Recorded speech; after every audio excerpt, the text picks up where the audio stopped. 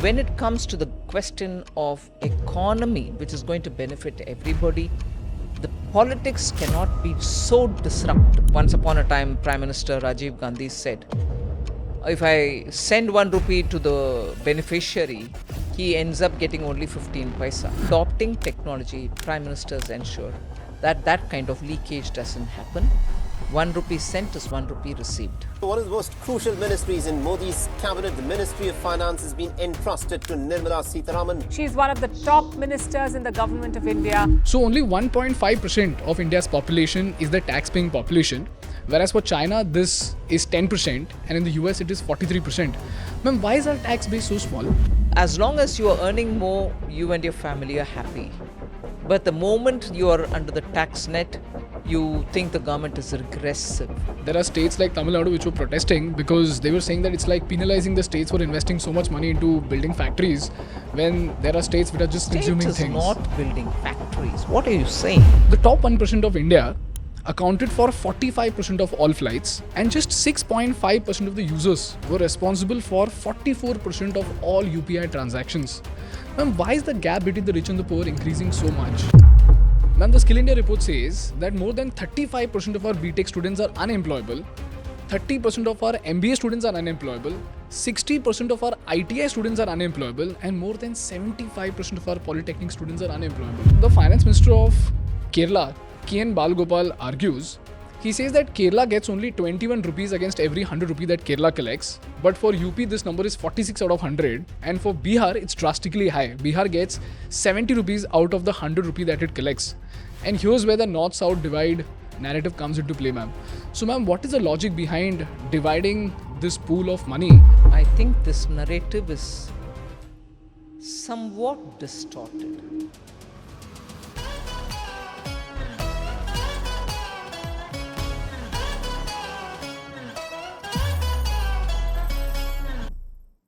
Hi everybody, this is a conversation that I had with one of the most powerful women in India, who's none other than our Finance Minister Srimati Nirmala Sitharaman. In this episode, we spoke at length on what exactly are the obstacles that India faces while it is on its way to become a $7 trillion economy. Why is there rampant unemployment in India? What is the vision that BJP has for India? And most importantly, we spoke at length on why southern states like Tamil Nadu and Kerala get less money from the center as compared to northern states like UP and Bihar. So as usual, I tried my level best to ask her as many questions as possible in the limited time that we had. We did miss out on a lot of questions, but for the questions that we could ask, Nirmala ma'am was kind enough to explain everything using examples and numbers. So now it's up to you to decide whether her answers were satisfactory or not. And now on with the episode. Hello ma'am, welcome to the Indian Business Podcast, and thank you so much for giving us such an important slot in your valuable schedule, ma'am. Ma'am, the agenda for today's podcast is very simple. We want to understand the fundamental insights of great governance, which usually gets missed out by mainstream media. And I have very specific questions coming straight from the people of India. And what we seek to understand are the underlying insights behind the functioning of the government. So all throughout this episode, if you can be extremely elaborative with your answers, as simple as possible and with as many examples as possible, that would be fantastic, ma'am. Shall we get started? Okay. Yes, and thank you for having me, Ganesh. Thank you so much, ma'am. Ma'am, the first question that I have comes from your India Today conclave answer. And you mentioned that a critical factor to help us become a $7 trillion economy is the coordination between the state, center, and the panchayat. Ma'am, could you please elaborate on that and help me understand what is this coordination issue and how are we solving for it? See, as you know, the governance structure in India is divided by subjects as much as it is divided primarily between the central government, the state government, and of course the third layer. So there are subjects, as they are referred to, which are entirely the central government's domain. And there are subjects which are entirely the state government's domains. And there are those which have both of them, they call it as concurrent subjects, where both the center and the states have a role to play. So even there, you know, some aspects of that subject will be dealt by the center, and some other aspects will be done by the states, and the overlaps are kept to the minimum. Overlaps even within concurrent. So when we refer to the subjects, those can be fantastically done by any one center or the state, but even in those, nowadays, very clearly, the interests of the states need to be given a voice, and in subjects which are states exclusively, even the local bodies, because they are also elected, they also have aspirations, they have people's representatives sitting in them, so they are answerable back to the voters. So the local self-government, or the third layer as we call urban local bodies, will also have a very decisive role to play to the limited area in which they operate. But of late, the one big glitch to this whole thing is being felt because local governments are not yet into that groove. Because eventually, when you take a investment to some area, it is in that pocket where they have to be located. Many of the clearances will have to emanate from. And therefore, there is a need for the local bodies to understand why they have to be easy with people who are coming. Easy meaning well within the rules. Make it facilitative rather than obstructive. Because when you think you want to regulate them, control them, or bring more rules on them, you think you're having a hold, but that can frighten people away from your place. So it is that kind of a understanding and participating with the same intent that you need to have all the layers working together. That's why I had said that. Could you help me understand this with an example, ma'am? Any example will be, let us say, uh, now you're having all these semiconductor chip manufacturing. Earlier, you had the Maruti, was it that the smallest car? Nano, which was going to be manufactured. And where they went, the state government and the local body did not make it easy for them. And at that point in time, before 2014 election, typical of Gujarat, which was business friendly, they said, no, you come over, we'll do it. And therefore, leaving the area where it was to be established in Bengal, Tata rushed to Sanand, and the Gujarat government, together with the local body there, enabled within, I am told, 10 days, the permissions, required clearances and everything, so that they could invest. Now, without looking at any ill will or malafide, why wouldn't that happen in Bengal? After all, the same investments by Tata was going to happen there. Correct. That insensitivity, or call it indifference, affected a big prospect of a business. Similar is the way in which you have private Indian investors going in for manufacturing semiconductors. It's no good repeating the example. Gujarat offered them favorable. Anyone could have offered. And that got proven by the fact that, would you imagine, Assam gave them the opportunity. You tend to think Northeast states need a lot more pushing up to even be at par with many of the states so that industry can go in there. But what did Assam do differently from many other states, which in manufacturing, except for core industries like cement or something, you don't have any of those new technology-driven areas or IT-driven industry being there, but Yes. they drew them. Yeah. And a hard-nosed business house like Tata's found it possible to establish not a cement factory, not a integrated steel factory, but a very coveted semiconductor manufacturing place. So that is the point in which the state government, working together with local authorities, can do what you would otherwise in common sense think is impossible if they only move that fast and understanding the need. Very Solid two interesting, ma'am. examples. Very interesting, ma'am.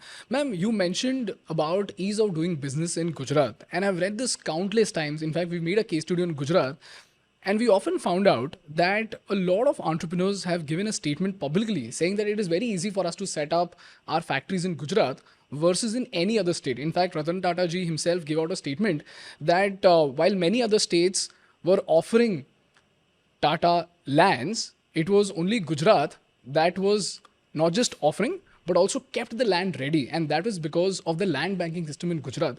Man, why is it that we have not been able to scale the land banking system all across the country, ma'am? Why only Well, I Gujarat? wouldn't think you're right in that. There are many states which went ahead with land banking system, keeping certain demarcated areas ready for industry who will come forward, and so on.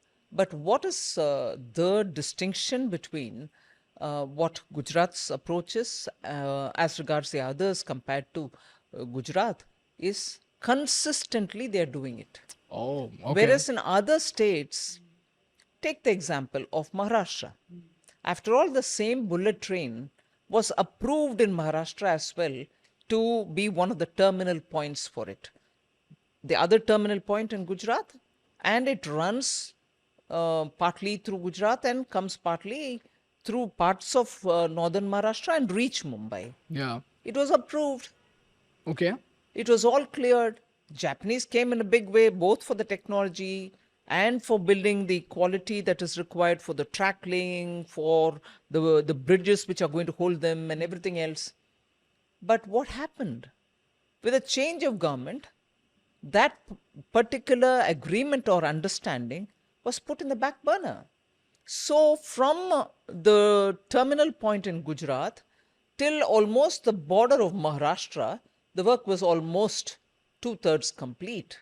But they had to halt, they couldn't come further here because Maharashtra changed its approach to the project. Now, a project like that, which involves overseas investors, overseas technology, having agreed, and a central government which is working to get these overseas, because most of the overseas loans, when they come to the states for their projects, but the guarantor is the central government.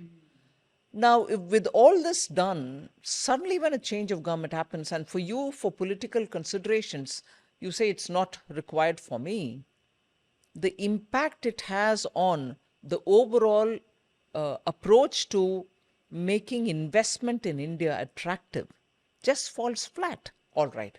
Then again, with a change of government, that is getting restored. All right. Okay. Now, what happens to the overall completion of project? It gets What delayed. happens to that portion of the project which got delayed and its cost escalations? Yeah. What happens to the loans that you have to pay back? What happens to the timeline that this business is going to become revenue neutral, or you're making your ends meet and there is no loss per se, and you enter the stage where you can start making profit? Everything gets pushed. So when you say, you took the example of land bank alone, I take it as even the attitude towards development, attitude towards economic benefits, and the collaterals arising out of a positive approach towards economy as opposed to disruptive, for want of a better word, disruptive approach. Governments run in continuity. Economy has, it's like building, let us say, a dam or a mansion or a house or even a small kutir that you want to build. You lay the foundation and then start doing something. Even as you lay the foundation, if you say, no, I'm not laying it for one floor above, I just want the ground, although the whole understanding is you want the whole thing done completely, it affects everything that you think in terms of businesses. So, states, not just for land bank, but understanding this principle that governments are in continuity, and you cannot, for such major things, take a decision which is completely going to turn upside down decisions taken earlier. Okay, so if that is the example that I've taken to explain, not just in land banks, but in general, governments being in continuity, you have to go ahead with some of the decisions, however much you may disapprove of it, because they have been already taken. So if this is about decisions, there's one other point which is necessary to add here. So not only the government in continuity, economy also runs in continuity. Correct.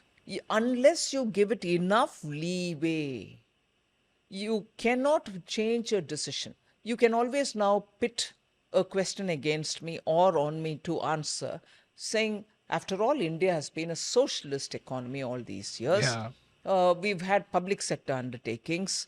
We've had a lot of investment in running big companies by Government of India. Why would you therefore, because going by that economy is a continuity, government is a continuity argument, why would you want to go ahead with privatization? In 2021, I'm glad to say I was part of this government when we took a call on public sector enterprises policy, whereby we said it cannot any longer be the prerogative of government alone to be in one area of business. Every area of business should be available for private sector also to be in.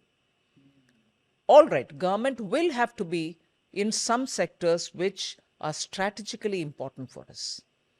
One example of that is communication.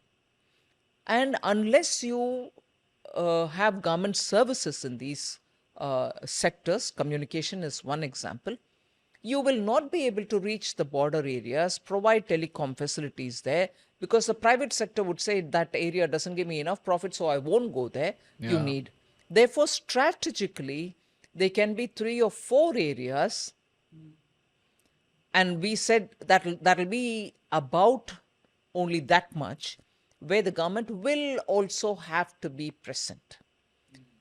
It cannot be only government will be present. We want the efficiency of the private sector, so we opened it up. Now, therefore, even for that, 1991 is claimed to be the time when we had opening up of the Indian economy. Yeah. But even then, this privatization point was not really worked upon. It had to take its own time. But government here now under Prime Minister Modi said it's high time we have to open this up. And look at the result it has borne. Space sector, abuzz with private interests, investment, private talent, young people wanting to do a lot of work in launching satellites, either in the lower orbit or even the higher. It has brought in such a lot of synergy that India, even as it was standing as a leader in economy-driven space launches. Now, it's even more efficient. Yeah. You're able to send the smallest satellite to the lowest orbit and send a satellite which is just going to monitor your land resources, your water, the groundwater table, and so on. So you really made that sector vibrant.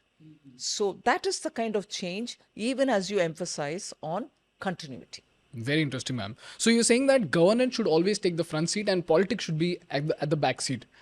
I would say governance, when it comes to questions of governance, when it comes to the question of economy, which is going to benefit everybody, the politics cannot be so disruptive.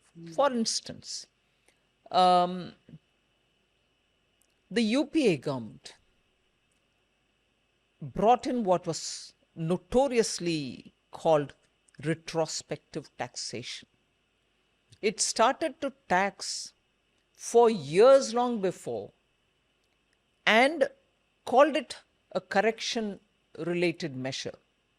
They had to take it back and ask people to pay up tax for periods which were long gone, although at that time in their business model they would have calculated the tax that they have to pay to the government per that prevailing rate at that time. But 10 years forward, you bring in a law which says a certain tax will have to be paid. Going backward in time, businesses and their business model can no longer take that on because they've True. costed themselves in such a way Correct. that for tax this much is given, for dividend this much is given if profit is earned, or else the cost of a product that they produce would be this much, is all predetermined, and based on that the businesses happen, goods are bought and sold and everything. Now Yeah. when you're bringing in a retrospective tax, who collects it from whom?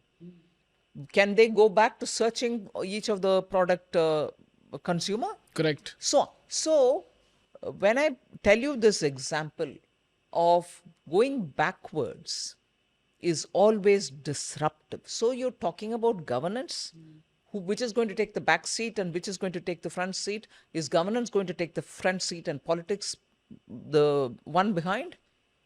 I wouldn't look at it like that. I look at it as, so long as you're not disruptive and you're taking it forward, governance and politics go hand in hand. But the moment you decide that you have a different agenda, and not just going forward and giving the benefit to the people who are doing business and the citizens who are benefiting from business, you're bound to disrupt it negatively. Very interesting, ma'am. Ma'am, the next question that I have actually comes from a very interesting chart which was put forth by a VC firm called Bloom Ventures. And they bifurcated the income tax payers in India. And this chart says that out of the 1.4 billion people, 74 million people filed for taxes and only 22 million people were actual taxpayers. So only 1.5% of India's population is the tax-paying population, whereas for China, this is 10% and in the US, it is 43%. Ma'am, why is our tax base so small? Yes, it is small, and the attempt is to make it wider. But taxation is such a matter that you really can't impose. You'll have to find Yeah. out where that revenue lies so that you gradually bring them on board to say you should also be paying the tax. And therefore, in India particularly, it takes a very interesting dimension in that as long as you are earning more, you and your family are happy. Yeah. But the moment you are under the tax net, you think the government is regressive. Correct. There is a moral issue here, and therefore it will have to take its time. How do we solve this problem, ma'am? Nudge the people is the only solution. You have to bring in civic consciousness. But above all, I think there's also an argument which the taxpayer has in his mind. And I think I would respect that.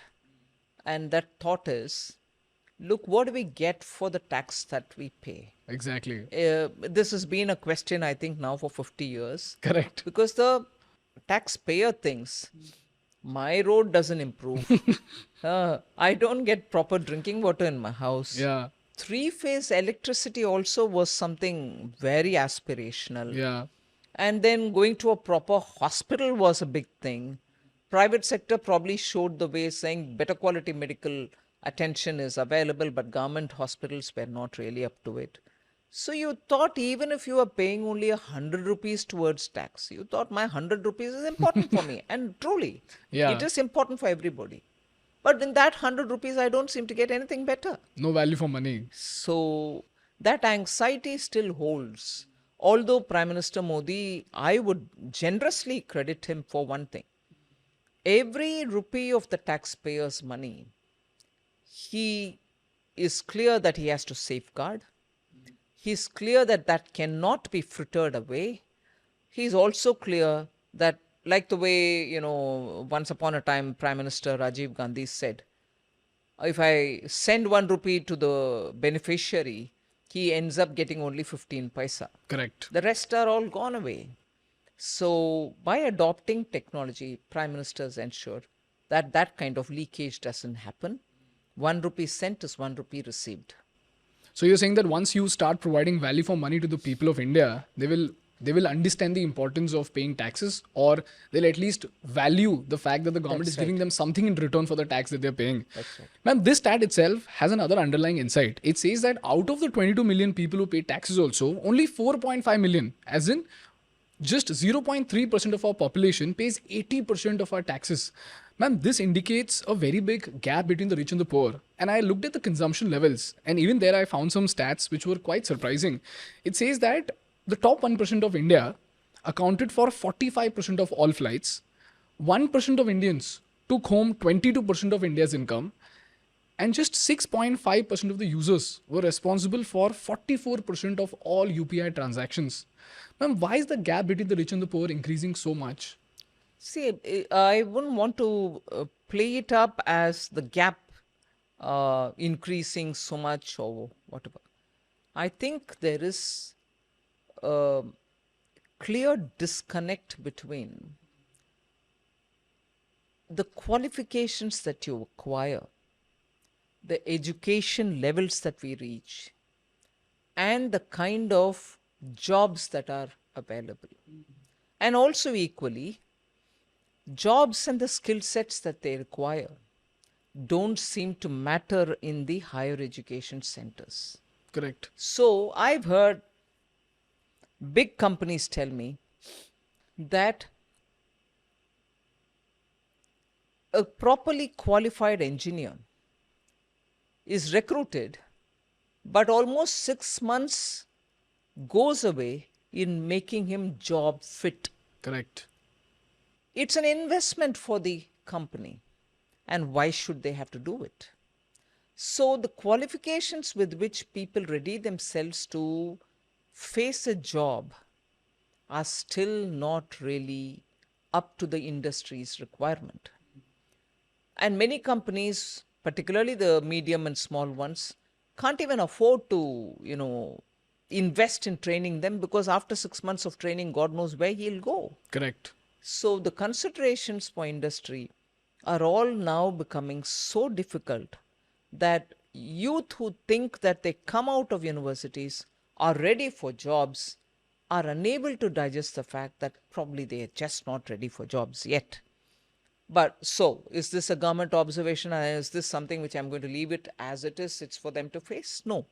We are trying to bridge this gap. We are trying to work with industry groups to say, why don't you tell us what is the kind of requirement you have? And in the curriculum that is being imparted, would you want to join hands, at least in the last 1 year, at least in the last 2 years of an engineering course, and say, look, give him such skills which are required for a forging company, metal forging company, or if it's an automobile shop floor, what would you want him to do? I know there are institutions like the Power Tools Corporation or Power Tools Institute or something, Government of India run, Okay. which trains mechanical engineers, which trains people how to go about using instruments and be of, relevance in the shop floor. But many more such are required, not for just the engineering. Now, the PM Vishwakarma Yojana that we've come up with Okay. is the one which says for people who are working with some bare minimum tools, in other words, working essentially with their hands, but probably using a minimum set of tools, they shall be proper training given. They will be given a kind of a stipend during the course, post which a 15,000 rupees worth of kit will be provided to them. Okay. And with that certification, today they can qualify for many of these big ticket jobs or assignments or contracts or subcontracts and so on. So, yeah, these are serious problems of people with inadequate skill sets aspiring for jobs. Ma'am, I was reading something called the Skill India report, and what you mentioned is great for the bottom of the pyramid. But what I'm deeply concerned about is the middle of the pyramid, ma'am, because this Skill India report says that, just give me a second. Ma'am, the Skill India report says that more than 35% of our BTech students are unemployable, 30% of our MBA students are unemployable, 60% of our ITI students are unemployable, and more than 75% of our polytechnic students are unemployable. So, and ma'am, I have been the perfect witness to this entire transition, because 10 years back I was in college, and I am that student that you're talking about who thought after college I'll find a great job. But by the end of college, I realized that I do not know anything that is relevant to the industry today. And 10 years later, now I'm recruiting engineers and I'm seeing the same problem, ma'am. They're reading out of outdated textbooks, they're reading outdated concepts, and they do not know anything that is relevant for today's industry. So, ma'am, how are we solving this problem for the middle of the pyramid, which is our engineers and management students at least? You've put your example forward. First thing I think, and this is not to say it's not part of government's own responsibility. The drive that an individual has to recognize that this is not going to work out for him and he has to find a different thing. As I say, get your mojo back. How do you get your mojo back? Once you identify that you don't seem to have your mojo in a particular area, and if you have to acquire it, what is it that you have to do? And once you identify, there are now online or offline courses available for you to be able to equip yourself better. That is one. And second, peer group learning is something which I think till my college days, we've all benefited from. Today, the world is so fast. We think each of our mobiles will be our peers. No way. Yeah. Peers are those who will be able to sit with you and put you the context in which you'll have to search for what is missing in you. Those kind of interactions are now becoming very few and far between. That's a second. And a third, it is true you quoted the ITIs. ITIs, unfortunately, are with the state governments. Many state governments in the last 30, 40 years have stopped investing in them. Why do you need to invest in them? Upgrade the tools, bring in newer tools with which you'll train the young person. And not just in the same repeated skills, there are newer areas in which we want people to come. Take the example of today, the expansion in renewable energy, particularly solar. Who are the young people who are laying the panels, who are setting the panels to a certain angle facing the sun? Who are those people? They're not high-end skilled workers. Where did they acquire? And today, to meet the ever-growing demand of solar energy, you have people who are servicing it. You have people who understand how the film has to be, maintained, cleaned, and how it has got to be placed, and so on. So that sector has found itself having to adjust very quickly to changing requirements. Similarly, for other sectors too, we need both the state and the central government together with private sector joining hands to say, I need good trained workforce or else I'm not going to be able to fill the gap. That's what happened during the COVID. I've been in touch with most of the industry during COVID when it was all shut up to make sure that the workers go back to where they want to go back, that they are not facing any hardship and so on. Similarly, after the lockdown was lifted, I was in touch with them again to say, are they coming back? You would be surprised to hear that many of them who booked the air tickets and got these workers earlier through some middle person were told, no, sorry, we are not coming back. Why? Because these workers found better bargaining Okay. with other areas, so they were able to choose to go to a different company. Or with the skills that they acquired, they thought they'll be able to do something of their own in their own neighborhoods, in the villages. I heard at least 2 large industrialists tell me, and they belong to the south. They said, well, I'm not getting the same people who I had trained over the last several years. I'm going to have to invest to get newer fellows and train them. But, well, now I've realized that how much ever you do, it might be better off for you to get local fellows and train them. So many of the southern districts of Tamil Nadu also which face labor-related problems because they don't have enough opportunities, were picked up and they were trained. And even they had a different level of satisfaction because now they're very closer to home, they're willing to work. So such a reset in the labor market is happening post-COVID. So, ma'am, you're saying that the center and the state need to again coordinate on this and make sure that there's an industry academic connect such that the demand and supply both are matched, right? And the one question that I had, and which had worked initially very well, Okay. and probably continues to work in the domain of startups, where we brought in these startups to join hands with the the hubs which were set up in IIT like places, Indian Institute of Sciences like places, people came there, sat Okay. with them, and they helped them to understand where the problem is and where the solutions have got to come. And it has become a big catalytic center, these hubs. Ma'am, the one question that I had, and this is purely out of curiosity, is that why don't we just put a restriction on the number of engineering colleges that are opening up? Because, ma'am, to be honest, in Pune, there are colleges that are being set up merely for the sake of making money, and the professors are incompetent. They are just great with marketing.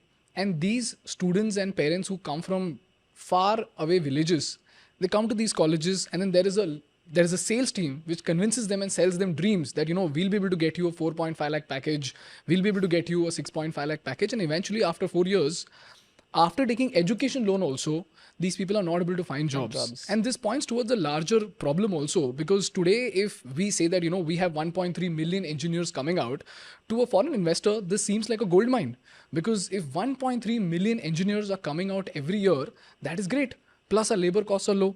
But when that person comes over here and actually sees the quality of our engineers, and he sees that most of our engineers are not engineers at all, that number one dents the reputation of the country. And number two, all of these engineering colleges are not engineering colleges at all. They're just engineering colleges for the namesake. So again, with this center-state coordination, do we have something by which we can curb the expansion of these engineering institutes in such a way that whatever supply we have concrete supply, and the rest of the people can just find something else to do rather than being deceived by these engineering colleges in the name of great packages? Absolutely, a very, very critical question and an issue which is definitely a festering issue. Many of them who borrow money and aim to have their children go high in their lives have been shattered. Yeah. And quality less infrastructure, faculty less programs have actually hurt this sector. I know the example that you cited of Pune is also applicable in many parts of southern states. Many engineering colleges are just lying there Correct. like huge concrete monsters with nothing in it. True. There has to certainly be a lot more vigilance in this matter and a lot more compliance of standards. Okay, ma'am. Ma'am, the next question that I have is about GST. And ma'am, GST without a doubt has been a phenomenal success, because my Chacha ji is extremely envious of us, because we don't have to face the same problems that he did during that time. And all the stakeholders that I spoke to, in fact, we made a video on GST and we asked people to comment as a business owner whether they were happy with GST or not. And most of the people said yes. But there's one category of stakeholder who's particularly not happy about GST, and those are the state governments like Tamil Nadu and Kerala. Ma'am, before that, I just want to set the premise for this, just so that I have the understanding of how GST operates properly. If a t-shirt worth 100 rupees is produced in Tamil Nadu and it is sold in a state like UP, and if 20 rupees GST is collected on this t-shirt, 10 rupees goes to the center and 10 rupees goes to the state, right? And out of this 10 rupee that goes to the state, it goes to the consumer state, which is UP, and not producer state, which is Tamil Nadu, right? Governments like Tamil Nadu often argue that we've invested thousands of crores into setting up factories, building highways. Then why is it that our benefit of producing the goods are being passed on to other states where there are just more number of people out there to just consume the goods? So, ma'am, why don't we just split? I know this is a very amateur question, ma'am, and I know that there are complex calculations in place, but why don't we just split the GST between the producer state and the consumer state equally? How would that work out? Out of the 20 rupees that is collected, 10 rupees goes to the center, 5 rupees goes to the producer state, and 5 rupees goes to the consumer state. Wouldn't that be enough to... In a way, isn't that what is working? Because how do you know which product will be consumed? To what extent in a particular state? Maybe some states consume more of, let's say, hosiery products. Some other states may consume a lot more of metal goods. So for item wise, I'll have to, and some other states may consume one item this month and maybe not the next month. So you can't have a thumb rule and do it. It has to be on actual buying and selling. That is why this complex system was bought simply saying how much gets sold in a particular state. And that is why when GST was launched in 2017, Manufacturing states were all unhappy, Yeah. saying, I lose my advantage. I got so many industries to come to my place, set up the business. Now, are you saying I won't get my share? No, they were compensated for it so that they come on board saying, okay, manufacturing states will be given something, and they agreed to some kind of a settlement because now the emphasis or the principle of taxation moves on to the consumer. You take that measure. Okay. Ma'am, so after this compensation is now applicable till 2026, right? The GST compensation? No, it's over. It was till 2022 and then it's over? Yes, it's over. Okay. What you're getting till 26 is the compensation tax gets collected. Okay. It goes towards the payment of the principal and the interest on the borrowings that we did Okay. during the lockdown when nothing moved. No GST revenues were generated. But still states had to be given money because how will they run otherwise? Correct. So money was borrowed and given to states on the understanding that it will have to be paid back by the compensation cess that we use. Okay. And that compensation cess was therefore extended beyond 22 strictly only to pay the compensations due that was to be paid. Assume Okay. that during the lockdown, if everything was normal, no lockdown, you would have earned as much as you gave as well. Correct. Without earning, you're giving because you borrowed. That borrowing has to be paid from where? It has to be paid from the same cess that gets collected. So, although till 22 we gave it to the states, now having extended it till 26, the collected money goes only for paying the borrowed amount. Okay. And it's servicing of the interest. Okay. So until 2022, they were compensated. But after 2022 till 2026, whatever the state gave to the center during the times of COVID. No. Whatever the GST Council borrowed to pay the states. Okay. And that is now being collected in the form of? The same cess is getting collected till 26. Okay. And the collected cess between 22 and 26 goes for paying that borrowed amount, which the GST Council borrowed to pay the states the compensation cess Okay. during the lockdown. See, Understood, between ma'am. 2017 and 2022, states were given a 14% compensation. Okay. Meaning, every state, based on the 2015-16 base year, would be growing at a particular level. Each state grew at its own level based on the trend of the earlier collection. But the GST at the time of launching agreed that it will be assumed that all states will grow in, say, at a 14% level.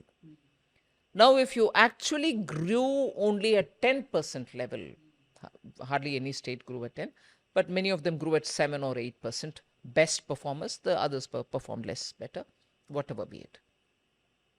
So, if you actually grew at only 7 or 8%, the rest 7 or 6% would be given to you by the compensation cess which was levied on extra luxurious or sinful goods. Okay. So that money was collected in the name of compensation cess, and that was used to give the differential between actually what revenue was earned and the protected revenue, which is 14%, will be guaranteed to every state. So between 14 and 7, the gap was paid through the compensation cess. Okay. But that was only up to 22. And in the COVID year, because we couldn't collect anything, we borrowed money and kept that promise up. All right. So who's going to pay the borrowed money? After 22, we extended the collection. And with that money, we are paying back the borrowed money. Understood, ma'am. Ma'am, this is very, very clear to us because from the mainstream media, what I understood is that there are states like Tamil Nadu which were protesting because they were saying that it's like penalizing the states for investing so much money into building factories when there are states which are just consuming States is things. not building factories. What are you saying? No, what they're saying is that we put in so much efforts and Every thousands of state crores into has done building it. highways, but all of our efforts are being penalized because our revenue is going to the consumer state. That was the narrative, so I just wanted to ask you that question. Okay. Ma'am, the next question that I have is about this, again, north-south divide that's out there. And I want you to clarify this just like you did for GST. And this is coming from the divisible pool of taxes. By the way, guys, for those who don't know, this is just for the audience. If the center collects 1,000 crores, 41% of it in 2024 goes to all the states. So 1.8% might go to Kerala, 6% will go to Maharashtra, and so on and so forth. And the Finance Commission decides which state will get how much percent. And this pool right now is about 12 lakh crores, right, ma'am? Is that correct? Okay. Ma'am, here's where the Finance Minister of Kerala, K.N. Balgopal, argues. He says that Kerala gets only 21 rupees against every 100 rupee that Kerala collects. But for UP, this number is 46 out of 100. And for Bihar, it's drastically high. Bihar gets 70 rupees out of the 100 rupee that it collects. And here's where the North-South divide narrative comes into play, ma'am. So, ma'am, what is the logic behind dividing this pool of money between different states? And why is there such a drastic difference? First of all, I think this narrative is somewhat distorted. Okay. I'm not coming into saying the numbers are distorted. I'm not even. I'm saying the principle on the basis of which this is being put out is absolutely distorted. Okay. I'll start from an example and I'll elaborate. Let's take Kerala. Let's take Tamil Nadu. Let's take Karnataka. If actually the total amount of revenue or taxation that you pay is the principle on the basis of which tax has to be given back to you, Kochi in Kerala would take away everything that is collected. Yeah. All right? Kochi, which benefits from having one of the world's best ports, which is a national port, in which Government of India's money goes in. That port is built, maintained, run, modernized, upkeep, everything is with the center. Look at the way in which complexity gets into the argument. Yeah. All right? Now, Kochi, therefore, also has a airport to which the Central Civil Aviation Ministry spends a lot. Okay. Kochi also has one of the biggest centers of Navy, for which central government exclusively spends money. Now, all of them have a ripple effect on the economy Kochi, Correct. right? But even after that, if Kerala representatives say, Kochi gives so much tax, are you, first of all, excluding these big ticket investments, which are giving the ripple effect for the Kochi economy? And pretending that everything that which is happening in Kochi is made out of Kerala's own money. So it starts with a bit of an illogic there. Okay. Second, if Kochi alone is able to generate so much, what happens to Kannur? What happens to Thrissur? What happens to further up Kozhikode? What happens to Pattanamthitta? Are we then saying everything that Kochi gives, Kochi gets back? Be damned with the rest of the districts. So in the case of Tamil Nadu, everything which happens in Chennai or Coimbatore goes back to Chennai and Coimbatore. Be done with Velurs of the world. Perambalur of the world. Forget Ramanathapuram. Would you say that? No. You can't do anything in Ariyalur. So come similarly to Karnataka. Your Chitradurga, your Bidar, Raichur, Yadgir will all be left because every money will have to be going back to Bangalore. So what are we trying to convey? I'm not even getting to talking about, we give 1 rupee, we get only 25 paisa. No, I'm not even coming to that. First of all, as I took the Kochi example, I'll take Bangalore example. How many industries in Karnataka and also in Bengaluru or Mangaluru are funded by the center? Leave all that. The common man travels by train. Is the Karnataka leg of the train being funded by Karnataka government? Central government funds it A to B, B to C, C to Z. Railways are fully with. Similarly, Air Force. Bengaluru has one of the Air Force big centers, Army headquarters there. One of the southern division is there. Are there not monies coming from the center? Yeah. So, I want this whole thing to be placed in its proper context. And again, throwing it as though it is Prime Minister Modi's government which decides on these rates is a deliberate attempt to mislead.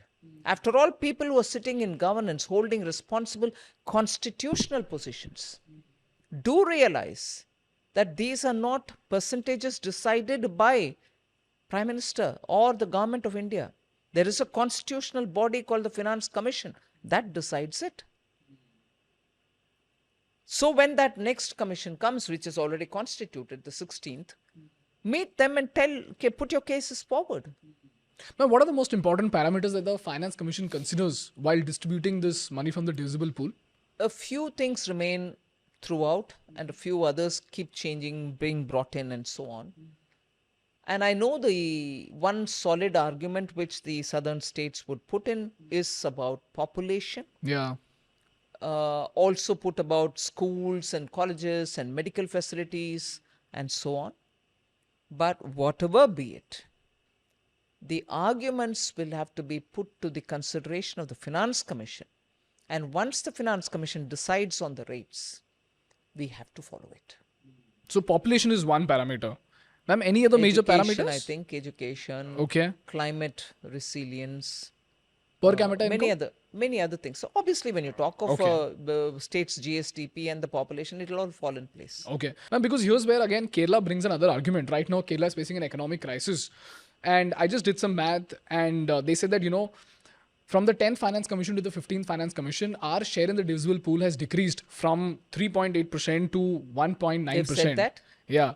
I want to say, even before you complete your, till the constitution and completion of the work of the 14th Finance Commission, 14th Finance Commission's report was submitted in 2014. First thing which, after the Prime Minister took charge in 2014, 14th Finance Commission's report came. Okay. So till then, beginning the 10th till the 14th, mostly it was the UPA government. Okay. Mostly, in most of these UPA, Congress-led UPA governments, Kerala has had at least 5 or more ministers sitting there. Other than the Kerala government themselves, couldn't the ministers in the Kerala, in Congress-led UPA, ministers who came from Congress, tell their own government, saying, please go back to the Finance Commission, Kerala's revenue is coming down, to pick it up now and throw it at us. 10th, 11th, 12th, 13th, 14th, 15th. They themselves are saying, right? Yeah. From the 10th to 14th, it's all been falling. It was all yours. Because, ma'am, the argument is coming right now and it's becoming more relevant because right now they're facing an economic crisis. And I try to understand the gravity of this argument. So 3.8%. It has nothing to do, I'm sorry to interrupt again Yeah. to say, revenue falling may be one of the problems. Your own state's efficiency in collecting revenues. What is the problem over there, ma'am? Why is it so inefficient? I'm asking this as a question. Okay. Why not look at your own state's resources that you collect? Be more efficient, bring in more elements into it. And also, the borrowing on which they went to the court, to the Supreme Court, I'm asking, budgetary borrowing, extra budgetary borrowing, please account for all of them in the assembly where elected representatives of Kerala are sitting. You don't talk about the borrowing which has been extra budgetary and continuing at some level till now. Whereas you have a problem with revenue falling. If the central share is falling, I'm also asking, every state has its own way of improving their own collection, their own state's own resources. Understood, ma'am. So you're saying that divisible pool is not a practical solution. They have to manage their economic That's system also better. one of the things they have to give their own attention. Many states have shown rapid changes in the way in which they brought in more creative ways of revenue generation. Okay. For example, ma'am? Look at the way stamp duty has been handled. Okay. Maharashtra, for instance, during COVID, realized that unless they were going to change their approach towards stamp duty, the inventory which was sitting in real estate, meaning built properties, housing, will languish. And they changed the rate, and what a difference it made. They collected more revenue. The inventory with all the builders was cleared. Now there's fresh demand for more housing. That is one of the ways to do it. The other way to do it, there are still some items which are exclusively left to the states. In that, are you efficient? I'm not asking for an increase in tax. Because I know there is this temptation, people will immediately say that, oh, she's suggesting increasing tax. No, I'm not saying that. Efficient tax collection. Efficient tax collection, plug loopholes, make sure that you're using technologies to understand where evasion is happening. Loophole is one thing, evasion is another. You know, there can be people who are completely avoiding paying taxes, finding out ways in which they can skip the net. Correct. Are we improving all that? Ma'am, you have done a phenomenal job with GST because the number of taxpayers is increasing, the amount of tax collected is increasing, and you brought in some revolutionary policies to make tax collection more efficient. So, ma'am, how did you do it? First of all, I must say the readiness to adopt technology and to deploy technology to make it simple is something which Prime Minister has done in Gujarat. Okay. He, as Prime Minister now, as Chief Minister in Gujarat and as Prime Minister now, continuously kept us pushing, saying, can you not bring in technology to assess where it goes, how it gets collected? Can you not see using, artificial intelligence? Where you can trace the money and where loopholes are happening or where wrong hands are receiving, let us say, the refund that you're paying. Are false claims being laid, saying, I've exported so much, give me some money back, where actual export has not happened. Only paper, shuffling has happened. So, using technology for the purposes of better revenue collection has actually given us good results. Otherwise, you will be fishing, or as you say in technology-based language, internet-based language, fishing expedition would be going on. You will be, doing a wild goose chase. What we are doing now is when you do with the AI, you're able to get the entire spider's web, as it were. So one leads to another, third leads to the fourth leads to something else. So you touch one, you're able to touch everybody else. So the whole web just falls apart. Ma'am, can you give me one example of this? One example of this was in the input tax credit. Okay. In the GST. You get the credit, or if there is an inversion, you get the refund back. Okay. In such cases, where there's no transaction happening, but bills are being shown, you ended up having to base the bill, pay the people. Okay. But the bills are only paperwork. Like even in the toll tax which was moving, a truck would move up and down 2 or 3 times with no stuff in it. Oh, okay. And the claim would be, this truck went 4 times and therefore you have to pay us to that extent. Okay. When no mal was transported. Okay. That came to light because, particularly because Gujarat and Uttar Pradesh both came up saying something is hanky-panky here, we'll have to check it out. How did they identify that, ma'am? One truck? The same truck registration number. How many times will he go within a matter of 48 hours in 2 different distances which are more than 300 kilometers each? I'm saying roughly. Okay. So then they got nosy about the whole thing, and when they actually went in to find out, they got to know it. Ma'am, this almost looks like a Netflix documentary. That's right. Most of the customs related and GST related matters are all coming up because of these kind of mild deficiencies which officers say, They detect something and then they're curious, they want to tie up the loose ends, they end up seeing a big problem. And technology helps them today instead of having to, spend hours searching for where it goes, who's the fellow who ultimately receives it, because money trail is so quickly established. This is almost like an FMCG company Yes, trying to yes. find out leakage. That is excellent, ma'am. Ma'am, one last question. If your government comes to power, what is your vision for India from 2024 to 2029, ma'am? I think broadly it's very well laid out. First of all, get to the third largest economy Okay. within a year and a half or two, Okay. unless something black swan, we don't know. But otherwise, we should be able to. Okay. And work towards 2047 Viksit Bharat.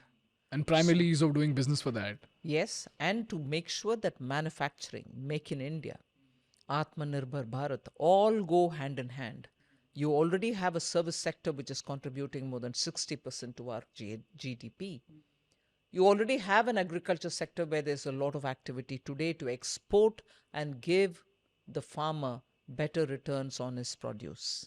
Because exporting abroad, he gets money in foreign exchange that gives him better yield, assurance that his products will be sold at that price, and so on.